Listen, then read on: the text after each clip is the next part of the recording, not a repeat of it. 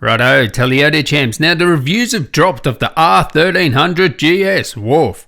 We've all been waiting for that, right? And I've even watched all the German reviews and translated them. Yeah, I've done that. And I'm going to get to see one very soon, ride one soon, so make sure you do subscribe for that. I will be covering this bike from a more real-world perspective. And with these reviews, there have been a lot of positive things. But there have also been a lot of disappointments, and this is what this video is about. And just on the 1300, there's one thing that's actually driving me crazy. I'm going to tell you something that no one else is telling you, and it's really annoying that no one else is telling you about this. Get to that in a sec. So first let's go over the positive. People are saying it's more agile, sportier. They actually say in dynamic mode, you can feel the front end. It feels more like a fork. And they're praising it for this. Some of these people are the same people that are saying, oh, I love the GS. I love how it doesn't dive. I can't feel fuck all and I have to use the force to feel the front end. But hey, it doesn't dive. You can't make this shit up. The same people saying, oh, it's so much better. I can feel the front end now. Well, the same people saying, oh, I like the old one. Yeah, crazy, right? So this means all those people that said, oh, I love the anti-dive and oh, it doesn't matter that you can't feel the front end that much. If they're really true to their word, they won't like this 1300 GS. It feels more like a fork, right?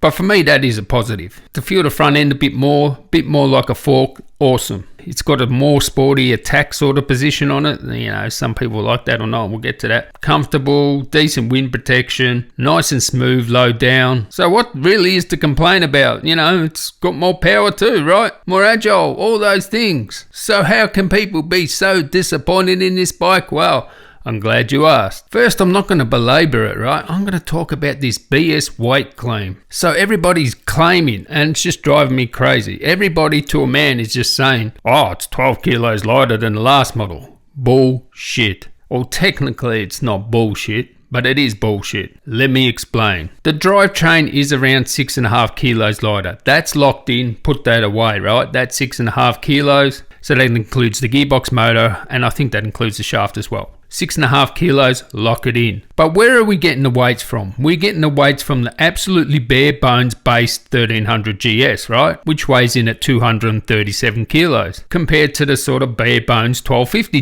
GS, which comes in at 249 kilos. Now, if you actually look at the standard equipment on both of those, there is the lie. The 1250 GS has a center stand. I don't know how much a center stand weighs, but it's got to be more than 2 kilos, right? The 1300 GS doesn't have that. The 1300 GS has a lithium battery. That's good for 2.5 kilos. So put a lithium battery in 1250 GS, you can lose that 2.5 kilos too, right? Also, as standard equipment on the 1250 GS is a proper grab rail, a proper passenger seat, and actually the luggage rack on the back there too. You don't even get that stuff on the bare bones 1300 GS. I don't know how much the rear luggage rack, the grab rail, and the proper passenger seat would weigh. It's got to be at least a kilo, right? Also on the 1300 GS you get weight savings with the new cast wheels. Now the reality is you're going to put spoke wheels on it, right? So those weight savings are gone. Also you get a lighter muffler or silencer, right? So there's a bit of weight savings there. So you can put an Akropovich slip on an R1250 GS or another brand if you wanted to and save, you know, weight there. So at the end of the day, if a 1300 GS has spoke wheels and you have a 1250 GS, and you remove the center stand, you put a Akropovich exhaust on it, you put a lithium battery on it, you remove the luggage rack and the handrail, then, you know, all those weight savings have basically disappeared other than the drivetrain, you know, sort of weight savings there, which is 6.5 kilos. And factor in this, if you've got a 1300 GS, you're going to get the spoke wheel, so you add in weight. You're going to get a proper grab rail and, you know, luggage rack, you're going to get a proper rear seat, you're going to add crash bars, you're going to add a center stand. Come on, it's going to be well over 250 kilos, and once you get there, like, who cares? This isn't what we hoped for, which was like a sort of Africa Twin sort of weight of around 220 kilos. So the weight savings, that's good. That's 6.5, 7 kilos with the drivetrain, but the rest is just BS. Don't believe the 12 kilos. It's just not there because you're not buying the base model. So it's just a lie. And also the electronic suspension adds weight as well, which you don't get on the base model. So from the reviews that are up so far, let's do a quick fire of all the disappointments.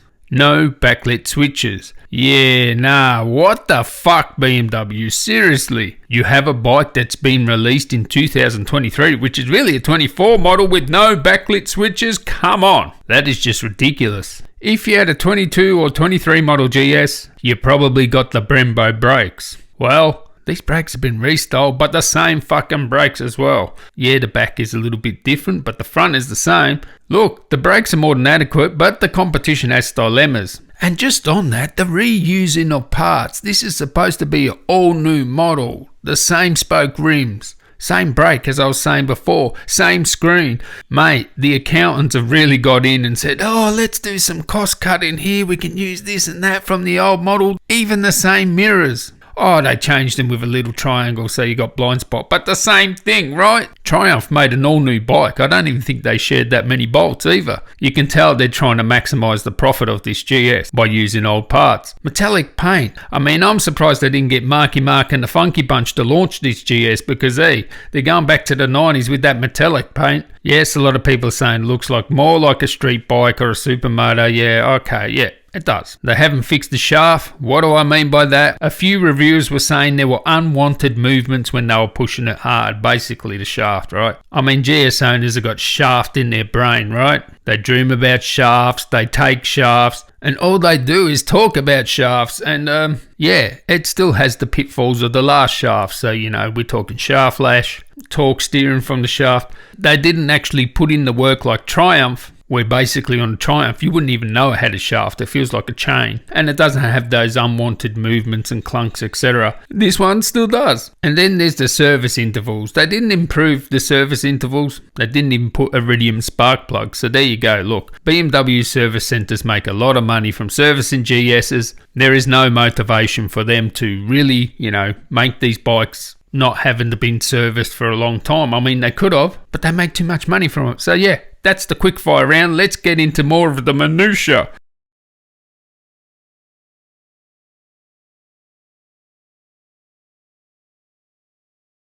What are the other disappointments? I don't have to go on about the light, do I? What I will say about the X light that's on it, if the 1300 GS did not have that light, it would just look like a sort of Japanese middleweight bike, one of those Hondas or V-Storms or whatever. It makes it a GS. What I mean by that, it's got a distinctive light that you can recognise, just like the current light on the 1250 GS. Yeah, whatever. Now, I can tell you one thing for sure. A lot of people are disappointed with the size of it. I've seen 6-foot people on it, 6'2" people on it, standing up. There is not that much room. It has a more sportier position. Your feet are a bit more back, so it's not as upright. So that gives it a more sportier feeling, right? The engine's more forward too, so that gives the front end feel as well. So it's good in terms of being more dynamic and agile and having a better front end. But the ride position suffers, right? Do you want that sporty position or not? And the fact that when a tall person stands up, this thing is way too small. You can see the shoulders are going over the handlebars from a 6-foot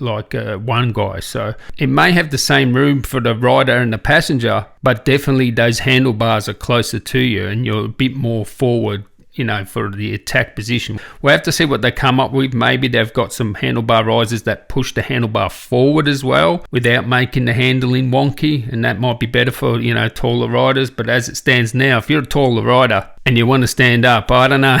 I don't know if it's going to be that good for you. Now, one of the biggest disappointments is the sound, right? Even with the Akropovich exhaust, there is no exhaust note. It's very muffled. You can hear the tractor farm equipment engine, but without the character, right? So you can hear the clattery nature of that motor. It's sort of industrial sort of sound to it. So that's a bit of a character of the Boxer.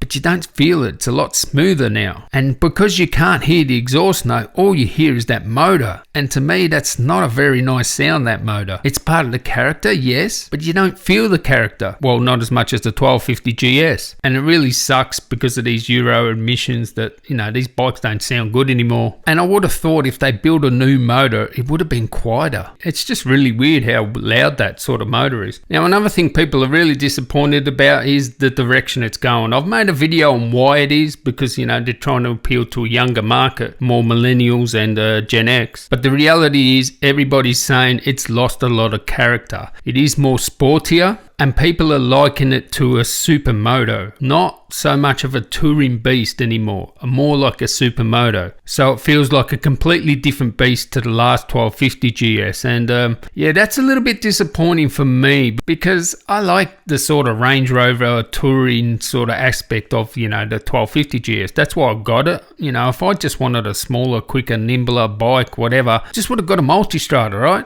So pretty much all the benefits of this bike was something I really didn't care about, and a lot of people don't care about. So hopefully the GS Adventure is the big boy. A lot of people are saying it's coming out with a 1400 motor. Let me tell you now, through the grapevine, I heard it's going to be called a 1400 the motor, but it's actually going to be a 1300 motor, just like they do with the 750 and the 850 GS. Same size motor, they just differentiate it from size, more of a marketing term rather than actually being 1400cc. But hopefully that's going to be the granddaddy big boy GS that we all know and love, and it's not so sporty like this one. Hopefully a little bit bigger and all that sort of thing. So at the end of the day, the biggest disappointment is it's not like a GS. It has some of the GS flavour of the boxer motor, shaft, telelever, but it's just becoming more accessible, more friendly for more people, and maybe that's a good thing for BMW, but the traditional GS owners, they're a bit disappointed there. But I'm going to wait until I ride it. Stay tuned for that. Catch you in the next one. Tally ho.